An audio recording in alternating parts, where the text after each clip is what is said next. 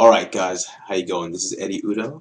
I wanted to comment on let's see. This is the exercise from week 2. So this is observational drawing, and what you had to do was you had to draw this guy upside down. So you had this portrait, um, all this line work, and the idea was, okay, don't look at it upside, like don't look at it right side up. Look at it upside down and try and match it as best you can. Um, from reading your comments that you posted in your visual diaries and all that kind of stuff, it seemed to be like a bit of a head trip for a bunch of you guys trying to figure this thing out. Like, you start to you're drawing all these lines and you start to think, oh wait, no, it's a head, and a head looks like this, and oh no, an eye looks like this, and all this kind of stuff. And yeah, that's the thing. The exercise, you may be wondering why would we do this exercise? It's super weird.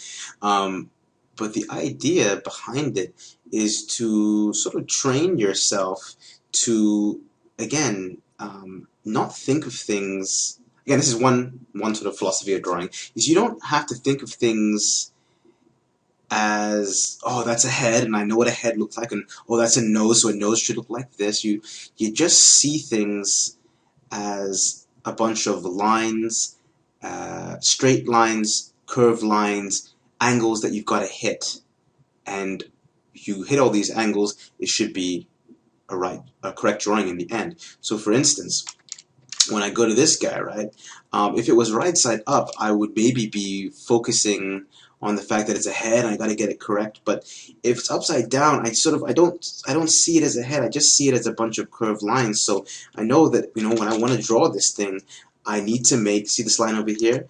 I know I've got to make this curved line, and over here I've got to make like this kind of bump, right? And then over here I've got to connect it, and it's got to go again like that under there, and it's got to have this kind of like circle for the glasses, but I don't think about it as glasses.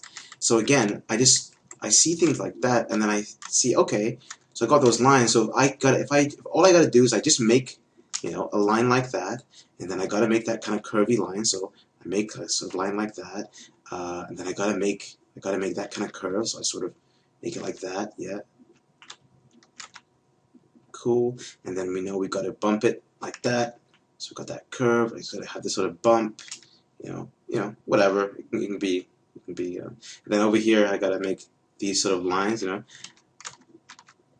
make that. I gotta make this line, and it becomes this sort of little abstract little exercise, and it doesn't become this gigantic task of, drawing this perfect face. Over here, I just see it as like, okay, I gotta make that kind of shape, and then I gotta make this kind of shape, and I do that kind of thing, and then hopefully, when you bring it all the way around, you got something that looks correct. It's the same sort of principle that I sometimes use when I'm doing figure drawing. So, for example, okay, we've got this model over here, right? So, same sort of deal. I could get fixated on like, okay, I gotta draw.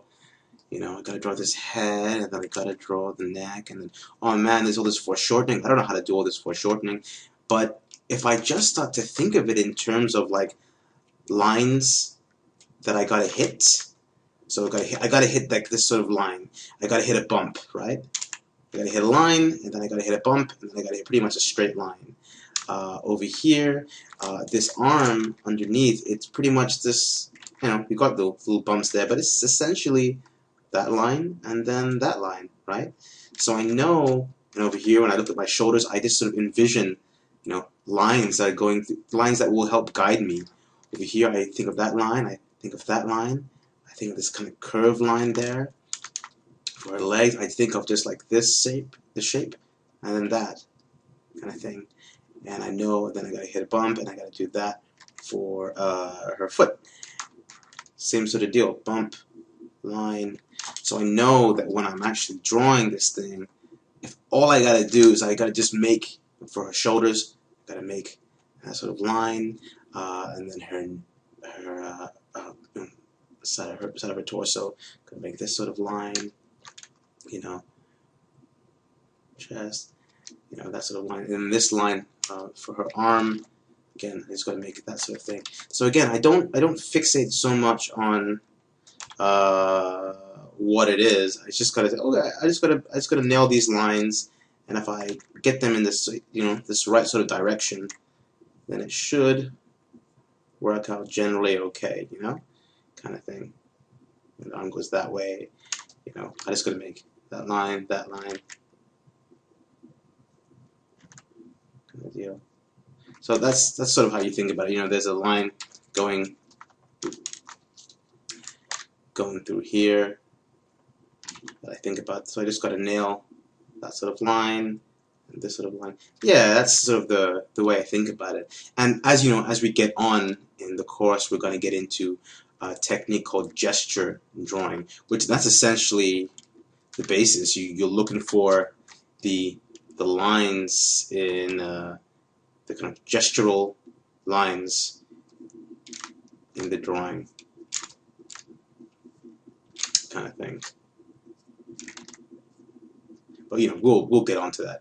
But that's the sort of exercise. That's basically, you know, you don't think of things as just, you don't have to think of things as like so intense. Like, oh, that's a head, that's an arm. You can just think of them as, you know, these lines, these angles that you got to hit, and that kind of stuff. You know, there's got to be that line for the shoulders and this kind of line, and then you've got an arm like that, and the arm comes out like this,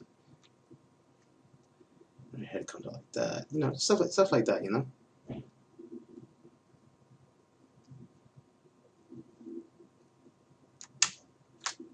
You know, it's gonna make that sort of shape. Kind of things like that. So that's just how you think about it, and that was the point of like this sort of exercise, learning to see things in terms of in this very sort of two-dimensional way. I mean, there's a whole nother way, the more three-dimensional way, where, you know, again, in which we're going to get into in week 4, which, you know, instead of, you know, so in week 2 we're talking about just seeing things in a two-dimensional way, like just an assortment of lines and whatever.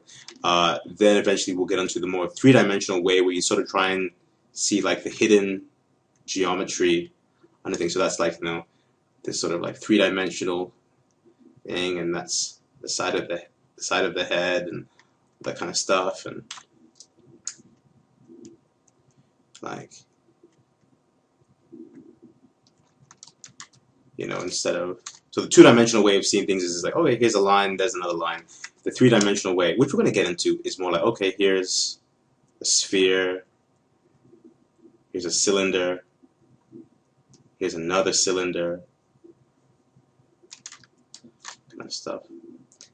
Here's one cylinder connected to another cylinder. That's what we are going to get into in week 4. That kind of thing. Over here we could simplify the top to like a cube kind of shape. But yeah, that's, you know, more for later.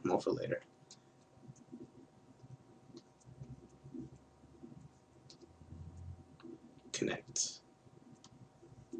Yeah. But yeah, I don't want to confuse you. That's a bit more advanced. But we'll get onto it. Yeah, cool. All right, thanks for listening. See ya.